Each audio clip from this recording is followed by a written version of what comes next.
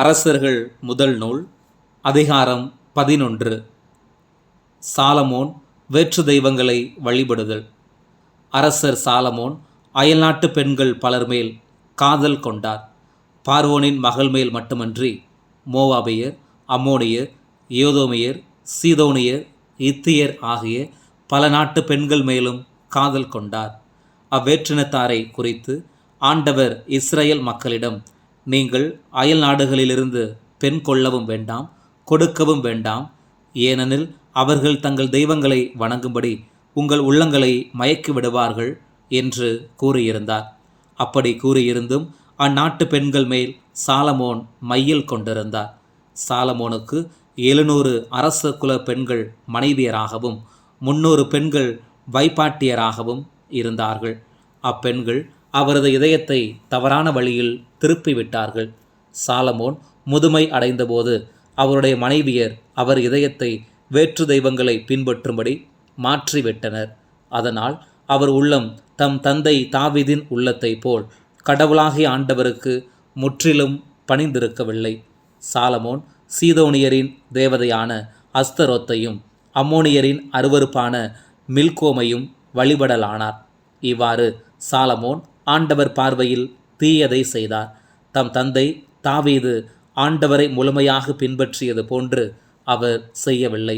Solomon எருசலேமுக்கு எதிரில் இருந்த மலையில் மோவாபியரின் அருவருப்பான கெசேமுக்கும் அம்மோனியரின் அருவருப்பான மோலேக்குக்கும் தொழுகை மேடுகளை கட்டினார்.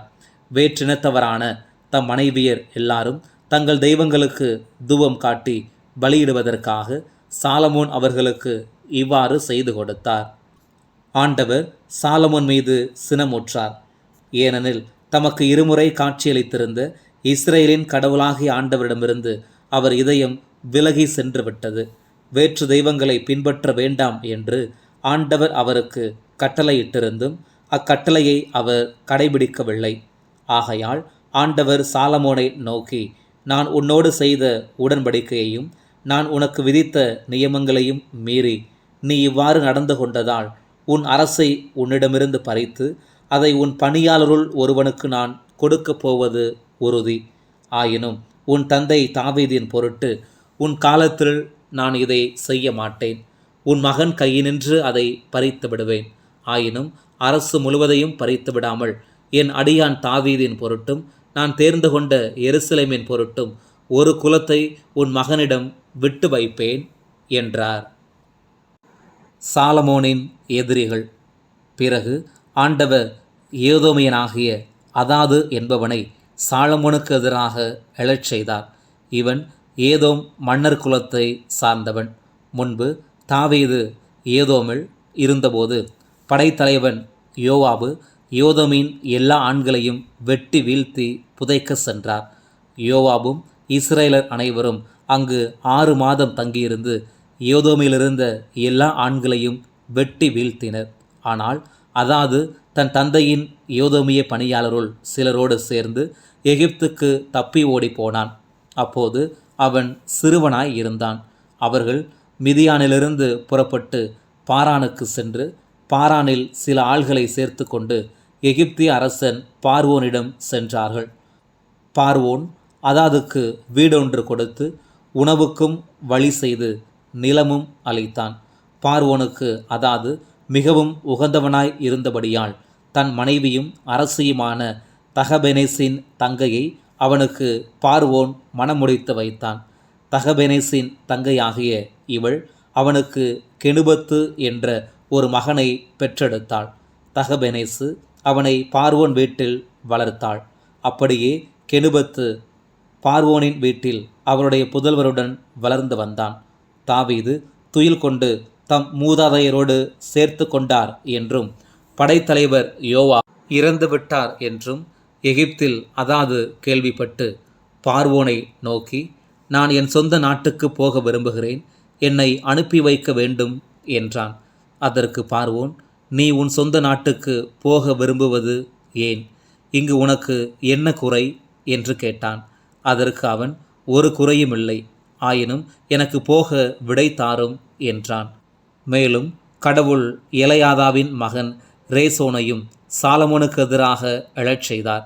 இவன் தன் தலைவனாகிய அததேசர் என்னும் சோபா நாட்டு மன்னனிடமிருந்து தப்பி ஓடியவன். முன்பு தாவீது படையெடுத்து அந்நாட்டினரை வெட்டி வீழ்த்திய போது ரேசோன் தன்னோடு சிலரை சேர்த்து கொண்டு தன் தலைமையில் ஒரு கிளர்ச்சி கூட்டத்தை அமைத்து கொண்டான். அவன் அவர்களோடு தமஸ்குவுக்கு சென்று அதில் குடியேறி அங்கே அரசனானான்.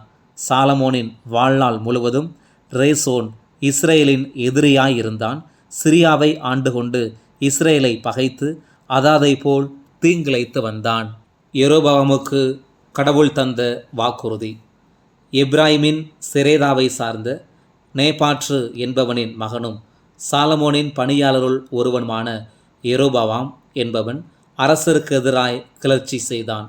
அவனுடைய தாய் செருவா என்பவள் ஒரு கைம்பெண். அவன் அரசருக்கு எதிராய் கிளர்ச்சி செய்ததன் விவரம் பின்வருமாறு. சாலமோன் கீழே தாங்கு தளத்தை கட்டி தம் தந்தை தாவீது நகரில் இடிந்து போயிருந்த இடங்களை பழுது பார்த்தார். யெரொபெயாம் ஆற்றல் மிக்கவனாய் இருந்தான். அவன் செயல் திறமை மிக்க ஓர் இளைஞன் என்று கண்டு யோசேப்பின் குலத்திலிருந்து கட்டாய வேலை செய்ய வந்த அனைவரையும் கண்காணிக்கும் பொறுப்பை சாலமோன் அவனிடம் ஒப்படைத்திருந்தார். ஒரு நாள் யெரொபெயாம் எருசலேமிலிருந்து வெளியே சென்றபோது சீலோவை சார்ந்த அகியா என்ற இறைவாக்கினர் அவனை வழியில் கண்டார். அவர் புது சால்வை ஒன்று அணிந்திருந்தார். இருவரும் வயல்வெளியே தனித்திருந்தனர். அப்பொழுது அகியா தாம் போர்த்து இருந்த புது சால்வையை எடுத்து அதை 12 துண்டுகளாக கிழித்தார். பிறகு அவர் யெரொபெயாமை நோக்கி பின்வருமாறு கூறினார். இவற்றில் 10 துண்டுகளை உனக்கென எடுத்துக்கொள். ஏனெனில் இஸ்ரேலின் கடவுளாகிய ஆண்டவர் உனக்கு இவ்வாறு கூறுகிறார். இதோ நான் சாலமோன் கையினின்று அரசை பறித்து 10 குலங்களை உனக்கு அளிக்கப் போகிறேன். ஆயினும் என் ஊழியன் தாவீதை முன்னிட்டும் இஸ்ரேலரின் குலங்கள் அனைத்திலிருந்தும் நான் தேர்ந்து கொண்ட எருசலேம் நகரை முன்னிட்டும் ஒரு குலம் மட்டும் அவன் கையில் இருக்கும். ஏனெனில் சாலமோன் என்னை விட்டு விலகி சீதோனியரின் தேவதையான அஸ்தரோத்தையும் மோவாபியரின் தெய்வமான கெமோசையும் அம்மோனியரின் தெய்வமான மில்கோமையும் வழிபட்டு வருகிறான். அவனுடைய தந்தை தாவீது நடந்தது போல் அவன் என் வழிகளை பின்பற்றவில்லை, என் முன்னிலையில் நேர்மையாக நடக்கவில்லை, என் நியமங்களையும் நீதி சட்டங்களையும் கடைபிடிக்கவும் இல்லை. ஆயினும் அரசு முழுவதையும் அவன் கையிலிருந்து நான் எடுத்துவிடப் போவதில்லை. நான் தேர்ந்து கொண்டவனும் என் விதிமுறைகளையும் நியமங்களையும் கடைபிடித்தவனுமான என் ஊழியன் தாவீதின் பொருட்டு அவன் வாழ்நாள் முழுவதும் அரசனாக இருக்கும்படி செய்வேன்.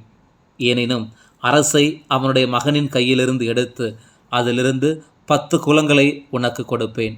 எனது பெயர் நிலைத்திருக்குமாறு நான் தேர்ந்து கொண்ட நகராகிய எருசலேமில் என் அடியான் தாவீதின் குலவிளக்கு எந்நாளும் என் முன்னிலையில் ஒளிரும் வண்ணம் நான் அவனுடைய மகனுக்கு ஒரு குலத்தை அளிப்பேன். உன் விருப்பப்படியே நீ ஆட்சி செலுத்தும்படி உன்னை நான் இஸ்ரேலின் அரசனாய் அமர்த்துவேன். நான் கட்டளையிடும் அனைத்தையும் நீ கேட்டு என் வழிகளில் நடந்து என் ஊழியன் தாவீது செய்தது போல் என் நியமங்களையும் விதிமுறைகளையும் கைக்கொண்டு எனக்கு ஏற்புடையதை செய்தால் நான் உன்னோடு இருப்பேன். தாவீதின் குடும்பத்தை போல் உன் குடும்பத்தையும் நிலைநாட்டி இஸ்ரேலை உன்னிடம் ஒப்படைப்பேன். தாவீதின் வழிமரபினர் செய்தவற்றுக்காக அவர்களை தாழ்வுற செய்வேன். ஆயினும் எந்நாளும் அப்படியிராது. இதன் பொருட்டு சாலமோன் யெரொபெயாமை கொல்ல வழி தேடினார். ஆனால் அவன் எகிப்திற்கு தப்பி ஓடி அங்கு எகிப்திய மன்னன் சீசாக்கிடம் தஞ்சம் புகுந்து சாலமோன் இறக்கும் வரை அங்கேயே தங்கியிருந்தான். சாலமோனின் இறப்பு. சாலமோனின் பிற செயல்களும் அவர் செய்தவை அனைத்தும் அவரது ஞானமும் சாலமோனின் வரலாற்று நூலில் எழுதப்பட்டுள்ளன அல்லவா? சாலமோன் எருசலேமில் இருந்து கொண்டு இஸ்ரேல் முழுவதன் மீதும் 40 ஆண்டுகள் ஆட்சி செலுத்தினார். பின்பு சாலமோன் தம் மூதாதையரோடு துயில் கொண்டு தம் தந்தை தாவீது நகரில் அடக்கம் செய்யப்பட்டார். அவருடைய மகன் ரெகபெயாம் அவருக்கு பின் ஆட்சி செய்தான். அரசர்கள் முதல் நூல் அதிகாரம் 12. வடகுலங்கள் கிளர்ச்சி செய்தல். ரெகபெயாம் செக்கேமுக்கு சென்றான். ஏனெனில் அங்கு இஸ்ரேலர் அனைவரும் அவனை அரசனாக்குவதற்காக ஒன்று கூடியிருந்தனர். சாலமோன் அரசருக்கு அஞ்சி எகிப்திற்கு ஓடிப்போய் அங்கு குடியிருந்தவனும் நேபாற்றின் மகனுமான யெரொபெயாம் இதை கேள்வியுற்றான். இஸ்ரவேலர் சபையார் ஆள் அனுப்பி அவனை வரவழைத்தனர். பின்பு அவர்கள் அனைவரும் யெரொபெயாமுடனும் ரெகொபெயாமிடமும் வந்து அவனை நோக்கி, உன் தந்தை பழுவான நுகத்தை எங்கள் மேல் சுமத்தினார். இப்போது நீர் உம் தந்தை சுமத்திய கடும் வேலைகளை குறைத்து அவர் எங்கள் மேல் வைத்த பழுவான நுகத்தை எளிதாக்க வேண்டும். அப்படி செய்தால் நாங்கள் உமக்கு பணியாற்றுவோம் என்றனர். அவன் அவர்களிடம், நீங்கள் போய் 3 நாள் கழித்து என்னிடம் திரும்பி வாருங்கள் என்றான். அப்படியே மக்களும் சென்றார்கள். அப்பொழுது அரசர் ரெகொபெயாம் தன் தந்தை சாலமோன் உயிரோடு இருக்கையில் அரசவையில் பணியாற்றிய முதியோரிடம், இம்மக்களுக்கு என்ன மறுமொழி கூறலாம், உங்கள் கருத்தென்ன என்று ஆலோசனை கேட்டான். அவர்கள் அவனிடம், இன்று இம்மக்களுக்கு நீர் பணியாளராகி அவர்களுக்கு பணிந்து இனிய சொற்களில் பதிலளித்தால் அவர்கள் எந்நாளும் உமக்கு பணியாளர்களாய் இருப்பார்கள் என்றார்கள். அவனோ முதியோர் தனக்களித்த அறிவுரையை தள்ளிவிட்டு தன்னோடு வளர்ந்து தன் அவையில் இருந்த இளைஞரோடு கலந்து ஆலோசித்தான். உம் தந்தை என் மேல் வைத்த நுகத்தை எளிதாக்கும் என்று என்னிடம் சொன்ன இம்மக்களுக்கு என்ன மறுமொழி கூறலாம், உங்கள் கருத்தென்ன என்று அவன் அவர்களிடம் வினவினான். அவனோடு வளர்ந்த அந்த இளைஞர்கள் அவனை நோக்கி, உம் தந்தை எங்கள் மீதுள்ள நுகத்தை பழுவாக்கினார். நீர் அதன் பழுவை குறைத்தருளும் என்று அம்மக்கள் உம்மிடம் வேண்டினார்கள் அல்லவா? அவர்களுக்கு இந்த பதில் கொடும். என் சுண்டு விரல் என் தந்தையின் இடுப்பை விட பெரியது. என் தந்தை பழுவான நுகத்தை உங்கள் மேல் சுமத்தினார். நானோ அதை இன்னும் பழுவாக்குவேன். என் தந்தை உங்களை சாட்டையால் அடித்தார். நானோ உங்களை முள் சாட்டையால் அடிப்பேன் என்று நீர் சொல்லும் என்றார்கள். 3ஆம் நாள் மீண்டும் என்னிடம் வாருங்கள் என்று ரெகொபெயாம் சொல்லியிருந்தபடியே மக்கள் அனைவரும் யெரொபெயாமுடன் அவனிடம் 3ஆம் நாள் வந்தனர். அப்பொழுது அரசன் முதியோர் தனக்கு அளித்த அறிவுரையை தள்ளிவிட்டு மக்களுக்கு மிக கடுமையான பதிலளித்தான். இளைஞர்களின் அறிவுரைக்கு ஏற்ப, என் தந்தை பழுவான நுகத்தை உங்கள் மேல் சுமத்தினார். நானோ அதை இன்னும் பழுவாக்குவேன். என் தந்தை உங்களை சாட்டையால் அடித்தார். நானோ உங்களை முள் சாட்டையால் அடிப்பேன் என்று கூறினான். இவ்வாறு அரசன் மக்களின் வேண்டுகோளை ஏற்க மறுத்துவிட்டான். இந்த திருப்பம் ஆண்டவரால் நிகழ்ந்தது. சீலாவை சார்ந்த அகியாவின் மூலம் நேபாற்றின் மகன் யெரொபெயாமிற்கு தாம் கூறிய வாக்கை ஆண்டவர் இவ்வாறு நிறைவேற்றினார். அரசன் தங்களது வேண்டுகோளுக்கு இணங்க மறுத்துவிட்டதைக் கண்டு, இஸ்ராயேல் மக்கள் அனைவரும், எங்களுக்கு தாவீதுடன் என்ன பங்கு? எங்கள் உரிமை சொத்து ஈசாயின் மகனிடம் இல்லை. இஸ்ரேலரே, உங்கள் கூடாரங்களுக்கு திரும்புங்கள். தாவீதே, உன் வீட்டை நீயே பார்த்துக்கொள் என்று அவனுக்கு எதிராக முழங்கிக் கொண்டே தம் கூடாரங்களுக்கு திரும்பினர். எனினும் யூதாவின் நகர்களில் குடியிருந்த இஸ்ரேல் மக்களுக்கு ரெகொபெயாமே அரசனாய் இருந்தான். பின்பு அரசன் ரெகொபெயாம் கட்டாய வேலை திட்டத்தை செயல்படுத்தினவனான அதோராமை பிற இஸ்ரேலரிடம் தூதனுப்பி வைத்தான். ஆனால் அவர்கள் எல்லாரும் சேர்ந்து அவனை கல்லால் எறிந்து கொன்றார்கள். அதை கேட்ட அரசன் ரெகொபெயாம் விரைந்து தேரில் ஏறி எருசலேமுக்கு தப்பி ஓடினான். தாவீதின் குடும்பத்துக்கு எதிராக அன்று கிளர்ந்தெழுந்த இஸ்ரேலர் இன்று வரை அவ்வாறே இருக்கின்றனர். யெரொபெயாம் திரும்பி வந்துவிட்டான் என்பதை இஸ்ரேலர் அனைவரும் கேள்வியுற்று அவனுக்கு ஆள் அனுப்பி சபைக்கு வரவழைத்து அவனை இஸ்ரேல் நாடு முழுவதற்கும் அரசனாக்கினர். யூதா குலம் தவிர வேறு எந்த குலமும் தாவீது குடும்பத்தின் பக்கம் சேரவில்லை. செமாயாவின் இறைவாக்கு. எருசலேமுக்கு திரும்பி வந்த சாலமோனின் மகனாகிய ரெகொபெயாம் இஸ்ரேலர் மீது போர் தொடுக்கவும் அந்நாட்டை தன்னுடைய ஆட்சிக்குள் கொண்டு வரவும் எண்ணினான். இதற்கென அவன் யூதாவின் வீட்டிலிருந்தும் பென்யமின் குலத்திலுமிருந்தும் 180,000 போர் வீரர்களை திரட்டினான். அப்போது இறையடியார் செமாயாவுக்கு கடவுள் அருளிய வாக்கு. சாலமோனின் மகனும் யூதாவின் அரசனுமான ரெகபயாவிடமும் யூதா பென்யமின் வீட்டார் அனைவரிடமும் ஏனைய மக்களிடமும் போய் சொல், நீங்கள் படையெடுத்து உங்கள் சகோதரரான இஸ்ரேலரோடு போரிட செல்ல வேண்டாம். எல்லாரும் அவரவர் வீடு திரும்புங்கள். இது நிகழ்வது என்னாலேயே என்று ஆண்டவர் உரைக்கிறார். ஆண்டவரின் வாக்கை கேட்ட அவர்கள் அவரது சொற்படியே திரும்பி போய்விட்டார்கள். யெரொபெயாம் வேற்று தெய்வங்களை வழிபடுதல். பின்னர் யெரொபெயாம் எப்பிராயீம் மலைநாட்டில் செக்கேமை கட்டியெழுப்பி அங்கு குடியிருந்தான். பின்பு அங்கிருந்து வெளியேறி பெனுவேலை கட்டியெழுப்பினான். அப்பொழுது யெரொபெயாம், இப்போதுள்ள நிலை நீடித்தால் அரசு தாவீதின் வீட்டுக்கே திரும்பி சென்றுவிடும். ஏனெனில் இம்மக்கள் எருசலேமில் உள்ள ஆண்டவரின் இல்லத்தில் பலி செலுத்த இனிமேல் போவார்களானால் அவர்களது உள்ளம் யூதாவின் அரசன் ரெகபெயாம் என்னும் தங்கள் தலைவனை நாடும். என்னை கொலை செய்துவிட்டு யூதாவின் அரசன் ரெகபெயாம் பக்கம் சேர்ந்து கொள்வார்கள் என்று தன் இதயத்தில் சொல்லி கொண்டான். இதை பற்றி தீர சிந்தித்து பொன்னால் 2 கன்று குட்டிகளை அவன் செய்தான். பின் மக்களை நோக்கி, நீங்கள் எருசலேமுக்கு போய் வருவது பெரும் தொல்லை அன்றோ? இஸ்ரேலரே, இதோ உங்கள் எகிப்து நாட்டிலிருந்து மீட்டு வந்த உங்கள் தெய்வங்கள் என்றான். அவற்றுள் ஒன்றை பெத்தேலிலும் மற்றொன்றை தானிலும் வைத்தான். இச்செயல் பாவத்துக்கு காரணமாயிற்று. ஏனெனில் மக்கள் கன்றுக்குட்டியை வணங்க தான் வரையிலும் செல்லத் தொடங்கினார்கள். மேலும் அவன் தொழுகை மேட்டு கோவில்கள் கட்டி லேவியரல்லாத சாதாரண மக்களை அவற்றில் குருக்களாக நியமித்தான்.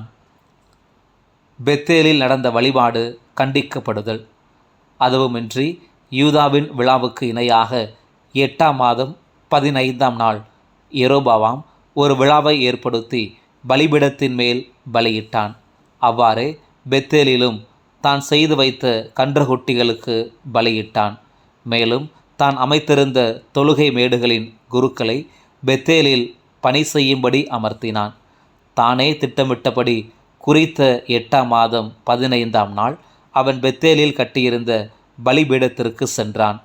இஸ்ரேல் மக்களுக்கென்று தான் ஏற்படுத்திய விழாவின் போது பலிபீடத்தின் மேல் பலி செலுத்தி தூபம் காட்டினான். அரசர்கள் முதல் நூல் அதிகாரம் 13. யெரொபெயாம் தூபம் காட்ட பீடத்தருகில் நிற்கையில், இதோ இறை அடியார் ஒருவர் ஆண்டவரின் சொற்படி யூதாவிலிருந்து பெத்தேலுக்கு வந்தார். ஆண்டவரின் வாக்கிற்கு இணங்க அவர் அப்பீடத்திற்கு எதிராக குரல் எழுப்பி, பலிபீடமே, பலிபீடமே, இதோ தாவீதின் குடும்பத்தில் யோசியா என்ற பெயருள்ள ஒரு மகன் பிறப்பான். அவன் உன்மீது தூபத்தை எரிக்கும் தொழுகை மேடுகளின் குருக்களை உன்மீதே பலியிடுவான். மனிதரின் எலும்புகளை உன்மீது சுட்டரிப்பான் என்கிறார் ஆண்டவர் என்றார். மேலும் பேசியுள்ளவர் ஆண்டவரே என்பதற்கு இதுவே அடையாளம். இதோ இப்பலிபீடம் இடிந்து விழும், அதன் மீதுள்ள சாம்பல் கீழே கொட்டப்படும் என்று கூறி ஓர் அடையாளத்தை அதே நாளில் தந்தார். பெத்தேலில் இருந்த அப்பலிபீடத்துக்கு எதிராக இறை அடியார் கூறின சொற்களை அரசன் யெரொபெயாம் கேட்டவுடன் பலிபீடத்திலிருந்து தன் கையை நீட்டி, அவனை பிடியுங்கள் என்றான். நீட்டிய கை விரைத்து நின்றுவிட்டது. அதை அவனால் மடக்க முடியவில்லை. ஆண்டவரின் வாக்கிற்கு இணங்க இறையடியார் கொடுத்திருந்த அடையாளத்திற்கு ஏற்ப பலிபீடம் இடிந்து விழுந்தது. அதன் மேலிருந்த சாம்பலும் கீழே கொட்டியது. அப்பொழுது அரசன் இறையடியாரை நோக்கி, எனக்காக நீர் கடவுளாகிய ஆண்டவரை நோக்கி இறைஞ்சி மன்றாடும், என் கை முன்போல் ஆகிவிடும் என்றான். அவ்வாறே இறையடியார் ஆண்டவரை நோக்கி மன்றாட அரசனது கை நலமாகி முன்போல் ஆயிற்று. அப்பொழுது அரசன் இறை அடியாரிடம், நீர் என்னோடு உணவருந்த என் வீட்டுக்கு வாரும், உமக்கு அன்பளிப்பு வழங்குவேன் என்றான். ஆனால் இறையடியார் அரசனிடம், நீர் எனக்கு வீட்டில் பாதி கொடுத்தாலும் நான் உம்மோடு வரமாட்டேன். இவ்விடத்தில் உணவு அருந்தவும் மாட்டேன், தண்ணீர் குடிக்கவும் மாட்டேன். ஏனெனில் உணவு அருந்தக்கூடாது, தண்ணீர் குடிக்கக்கூடாது, போன வழியாய் திரும்பி வரக்கூடாது என்று ஆண்டவர் எனக்கு கட்டளையிட்டிருக்கிறார் என்று சொன்னார். அவ்வாறே அவர் பெத்தேலுக்கு தாம் வந்த வழியாக செல்லாமல் வேறு வழியாக திரும்பி சென்றார். பெத்தேலின் முதிய இறைவாக்கினர். வயது முதிர்ந்த இறைவாக்கினர் ஒருவர் பெத்தேலில் வாழ்ந்து வந்தார்.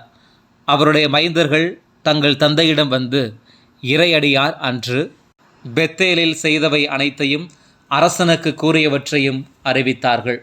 அவர்களின் தந்தை அவர்களை நோக்கி, அவர் எவ்வழியாய் சென்றார் என்று வினவினார்.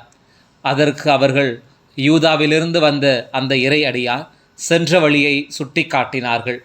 அவர் தம் மைந்தர்களிடம், கழுதைக்கு சேணம் பூட்டுங்கள் என்றார். அவர்களும் கழுதைக்கு சேணம் பூட்டி கொண்டு வர அவர் அதன் மேல் ஏறிக்கொண்டார். அந்த இறையடியாரை பின்தொடர்ந்து சென்று அவர் ஒரு கருவாலி மரத்தடியில் அமர்ந்திருப்பதைக் கண்டு, யூதாவிலிருந்து வந்த இறையடியார் நீர்தாமோ என்று அவரை கேட்டார்.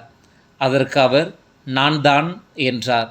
முதியவர் அவரை நோக்கி, என்னோடு என் வீட்டிற்கு வந்து உணவருந்தும் என்று கேட்டுக்கொண்டார். அதற்கு அவர், நான் திரும்பி உம்மோடு வர இயலாது. இந்த இடத்தில் உம்மோடு உணவு அருந்தவும் மாட்டேன், தண்ணீர் குடிக்கவும் மாட்டேன். ஏனெனில் அங்கே நீ உணவருந்தக்கூடாது, தண்ணீர் குடிக்கக்கூடாது, போன வழியாய் திரும்பி வரக்கூடாது என்று ஆண்டவர் எனக்கு கூறியிருக்கிறார் என்றார். அதற்கு முதியவர், உமை போல் நானும் ஓர் இறைவாக்கினர்தான். உணவருந்தி தண்ணீர் குடிக்க நீ அவனை உன் வீட்டுக்கு அழைத்து கொண்டு போ என்று ஆண்டவர் ஒரு வானதூதர் வாயிலாக எனக்கு சொன்னார் என்றார். ஆனால் அவர் சொன்னது பொய். ஆயினும் இறையடியார் அதை நம்பி அவரோடு திரும்பி சென்று அவரது வீட்டில் உணவருந்தி தண்ணீர் குடித்தார்.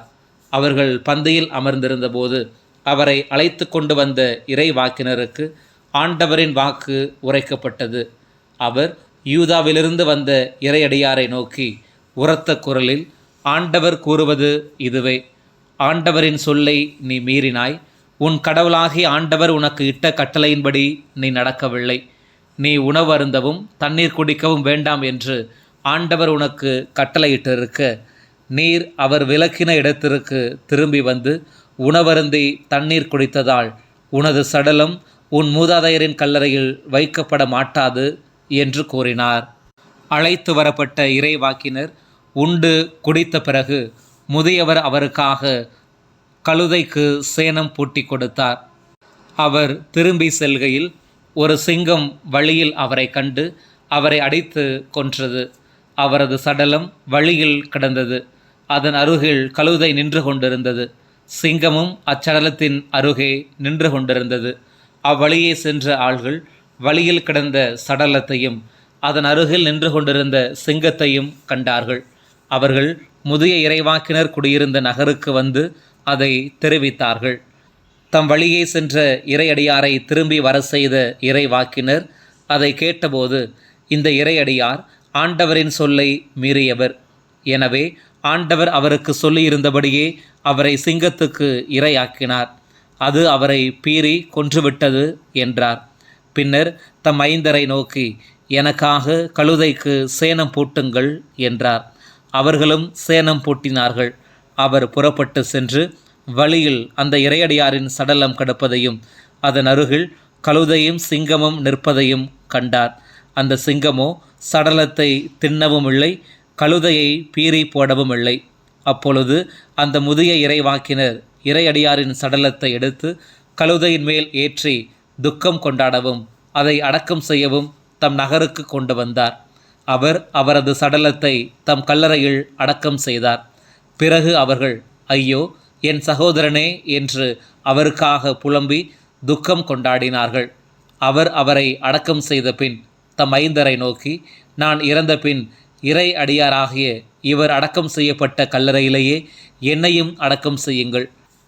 அவருடைய எலும்புகள் அருகே என் எலும்புகளையும் வையுங்கள். பெத்தேலில் இருக்கும் பலிபீடத்தையும் சமாரியாவின் நகர்களில் இருக்கும் எல்லா தொழுகை மேட்டு கோவில்களையும் பற்றி அவர் கூறிய ஆண்டவரின் வாக்கு திண்ணமாய் நிறைவேறும் என்றார். யெரொபெயாமின் மாபெரும் பாவம். இவற்றின் பின்னும் யெரொபெயாம் தன் தீய வழியை விட்டு விலகாமல் சாதாரண மக்களை தொழுகை மேட்டு குருக்களாக அமர்த்தினான். யார் யார் விரும்பினார்களோ அவர்களையெல்லாம் அவன் திருநிலைப்படுத்த அவர்கள் தொழுகை மேட்டு குருக்கள் ஆனார்கள். இச்செயல் யெரொபெயாமின் வீடு பாவத்திற்கு உள்ளாவதற்கும் மண்ணிலிருந்து அழிந்தொழிந்து போவதற்கும் காரணமாயிற்று.